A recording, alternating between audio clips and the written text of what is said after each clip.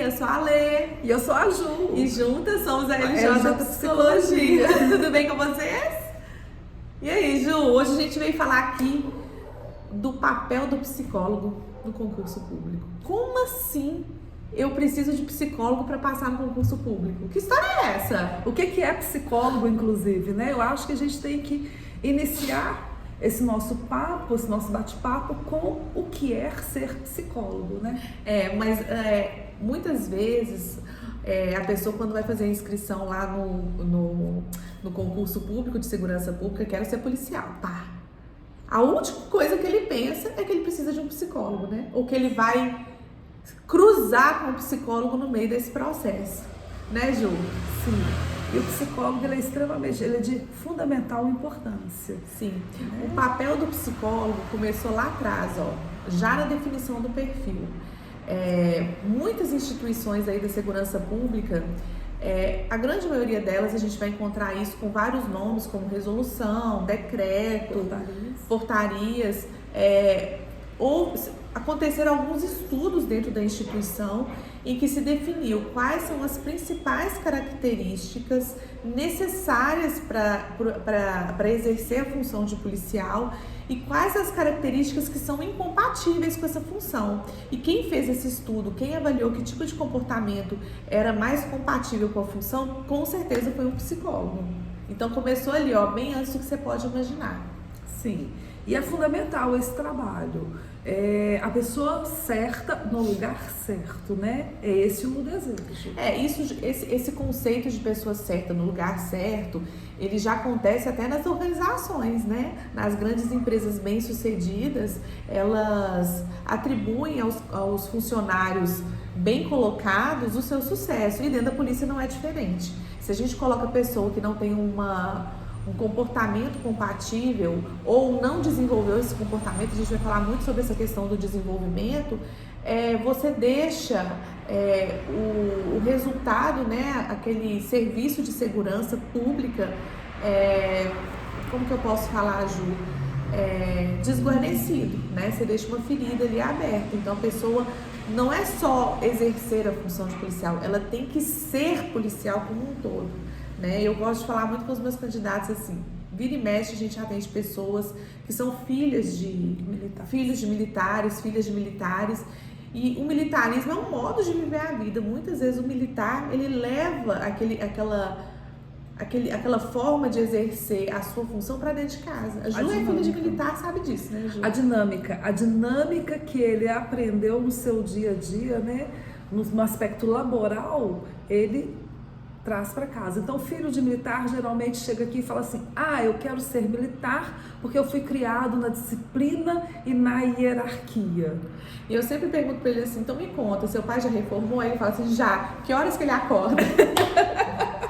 Os militares, eles acordam cedo, assim, pro resto da vida. Impressionante, né, Ju? Totalmente. Fora isso, Ju, onde é que a gente encontra o psicólogo dentro ali do concurso público? Então, vou falar pela nossa experiência, né, como profissionais que participaram, nós participamos das bancas. Geralmente, após esse estudo da análise de perfil, né, eles vão focar lá para o concurso público. Vai ser realizado o edital. É realizado que diz? Não. Pode ser, né? Vai ser elaborado, né? Vai ser elaborado o edital e eles vão contratar aqui em Minas, tá? Tô falando de Minas, algumas clínicas para concretizar o trabalho. E nessas clínicas, os profissionais de psicologia, eles são formados pela equipe, ou seja, do CRS, que é a Polícia Militar, né? Ou Corpo de Bombeiros, né? Pelo contratante. Falando agora especificamente sobre a Polícia Militar de Minas Gerais, o critério da escolha do profissional é bem minucioso, né? Primeiramente, todo psicólogo que atua no concurso público, ele tem que estar registrado no CRP. Então, para atuar em concurso público, ele tem que estar registrado no Conselho Regional de Psicologia. Então, ele tem que ter um número do CRP. Além disso, ele passa por uma prova de seleção para atestar o seu conhecimento e a sua perícia, né? Sua capacidade de analisar os testes, né? Lembrando que os testes já foram escolhidos lá pelos psicólogos que atestaram o perfil. Então, a bateria ela é escolhida com base no perfil. Então, se eu quero ver se a pessoa é boa em futebol, eu vou escolher um campo de futebol para ela jogar, né? Não vou colocá-la numa quadra de basquete para jogar futebol. É mais ou menos isso. Então, tem essa seleção. Esses psicólogos se credenciam a uma clínica que previamente também já é credenciada à instituição, né, da polícia. Então, os psicólogos, eles fazem a aplicação dos testes, eles corrigem os testes e eles que dão o parecer de apto ou inapto inicial. Sim, depois esses documentos de cada candidato voltam para a polícia e a polícia reanalisa esses testes, né, Ju? Sim, o parecer final acaba que é de quem contrata, né? Da Polícia Militar. Da Polícia Militar. É um trabalho extremamente sério, é um trabalho extremamente ético, né? Falamos de carteirinha, né, Lê? Trabalhamos muitos anos prestando serviços. E isso é um ponto importante, Ju, de você falar, porque é um assunto que vem com recorrência pra gente. Ah, será que aquela psicóloga não foi com a minha cara? Gente, não dá pra ser assim. Primeiro que o seu protocolo, ele passa por mais de uma psicóloga. Não necessariamente a psicóloga que aplica, é a psicóloga que corrige e a psicóloga que dá o parecer inicial. E além do parecer inicial, passa por um assistente técnico, que é como se fosse um psicólogo-chefe da clínica, né? E desse psicólogo-chefe da clínica ainda vai para a instituição. Lembrando que a gente fala aqui muito de polícia militar, porque o nosso maior público acaba sendo a polícia militar, mas isso funciona na grande maioria dos concursos de segurança pública, polícia civil, PPMG, polícia militar de outros estados, polícia sempre federal. Tem esse escalonamento aí, para garantir que o parecer, ele é um parecer imparcial. Então, assim, os anos que eu trabalhei dentro da polícia, eu não me lembro de ter uma parcialidade pessoal na determinação do parecer. É um mito que a gente tem que trabalhar. A psicóloga não foi com a minha cara. Me deram a reprovação por maldade? Não. É muito difícil isso acontecer. Quer dizer, a gente não pode bater o martelo e falar que não acontece? Não pode. Mas na minha vivência, na vivência de Ju, a gente não tem registros disso, né? Não, e é um trabalho totalmente ético, é um trabalho que é padronizado. Façamos de conta que eu tenho aí, que a gente tem 30 salas, cada sala com 30 candidatos, todo o processo, né, Lê? Ele é igual. A maneira como você aplica um teste, a maneira como você vai receber o candidato e o feedback, tá? Todo esse processo é igual. Então, o psicólogo foi lá, aplicou o teste, deu o resultado, escalonou o resultado, e aí vem a segunda parte, que é o direito à entrevista devolutiva. A entrevista devolutiva é um direito a qualquer candidato, né? Independente de ser concurso público. Independente de ser concurso público. Isso é uma definição do nosso CRP, né? É uma resolução que garante ao indivíduo como um todo de ter a devolutiva quando ele é submetido a uma avaliação psicológica. Sim. E em caso de concurso público, né, o candidato pode receber sua devolutiva, ele mesmo receber, ou contratar um psicólogo para auxiliar. Fala um pouquinho aí, né? Esse é o processo em que a gente chama o psicólogo de psicólogo recursista, né?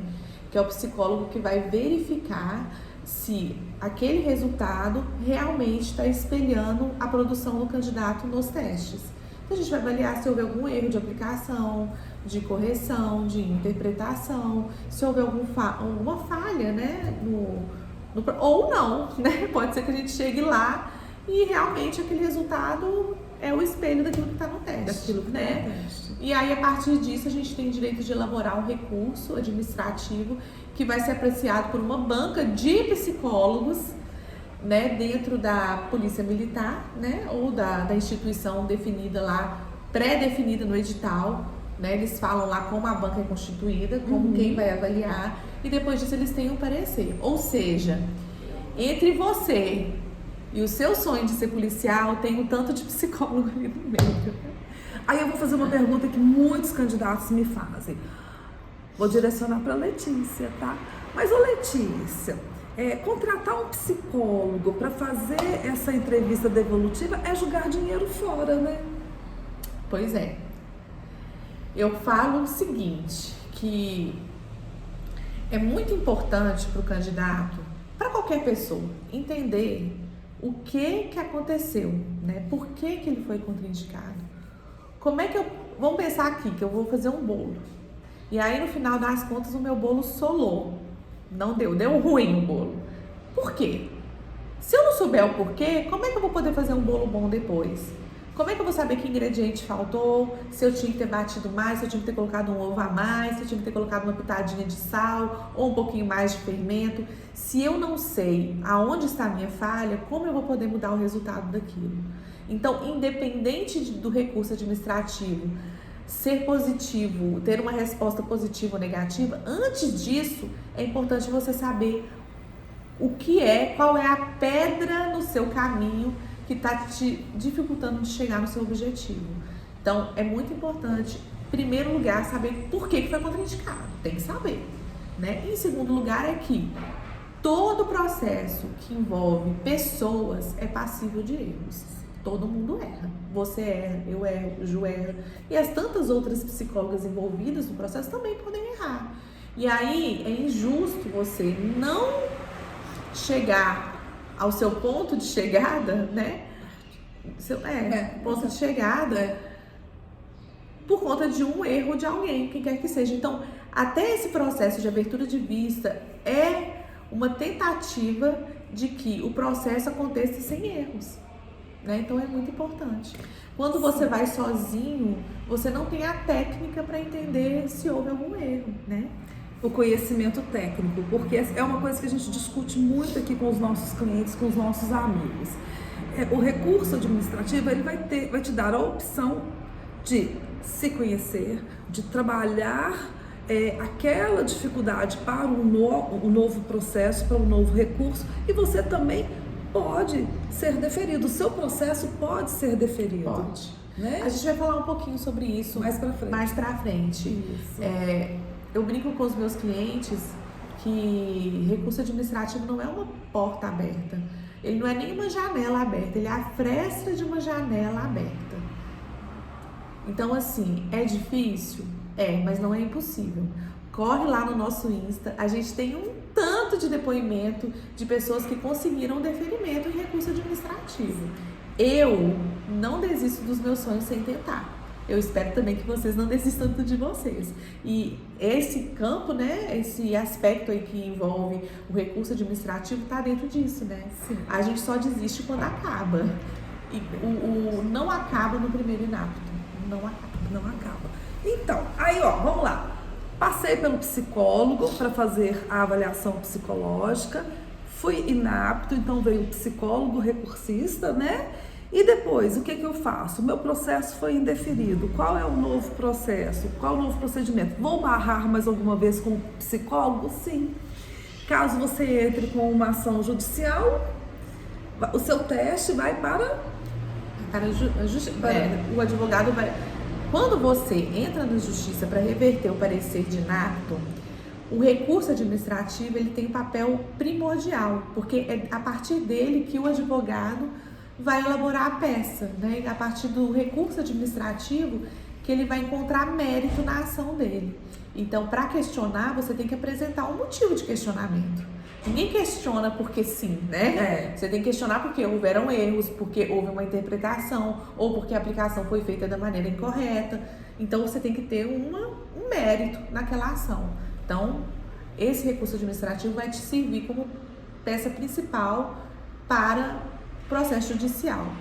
Nesse desenrolar, provavelmente vai cair na mão de um perito, né, que deve ser formado em psicologia. Não vale psiquiatra, tem que ser psicólogo para avaliar se aquele recurso realmente faz sentido, né? Vai bater o que a gente disse lá no recurso com a sua produção e vai dar o parecer dele. E a partir desse parecer do psicólogo, perito da justiça, que o juiz vai dar a sua decisão. Além disso, você, no momento da ação judicial, você pode contratar um assistente técnico, um psicólogo, para poder te acompanhar e questionar o perito, né? E discutir com o perito a partir daquilo que ele viu lá nos seus testes. Então, assim, o processo aí de concurso público para a segurança pública sempre tem um psicólogo ali, desde a elaboração do edital, né, em que vai se definir o perfil, até quando a pessoa vai pro judicial, né? Tem um tantão de coisa, ótimo. Tem um tantão de coisa. Então, assim, inevitavelmente, se o seu sonho é ser policial, você vai se deparar muito com questões da psicologia. Sim, sim, sim.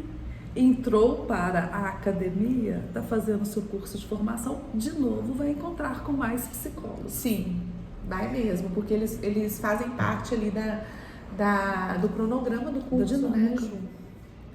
E é isso, né? Assim, já é muito difundida essa questão e a gente tem que quebrar esse tabu. A psicologia vem para oferecer esse bem-estar mental, essa possibilidade de lidar melhor com as nossas demandas de vida, né? E o policial é uma figura que lida com muitas questões, né? Lida com muitos problemas, com muitas realidades tristes. E é importante que eles tenham o apoio de um profissional da saúde mental para acompanhá-lo ali nessa trajetória. Então, você que deseja ser policial, tem que abrir seu coração aí para psicologia, né, Ju? Sem dúvidas. Pessoal, foi um prazer conversar com vocês. Semana que vem a gente está de volta, né, Ju, com mais um assunto aí. Se vocês quiserem, deixem aí nos comentários os temas que vocês querem saber, que cercam aí, que a gente vai falando sobre todos, tá bom? Beijinho, tchau, tchau!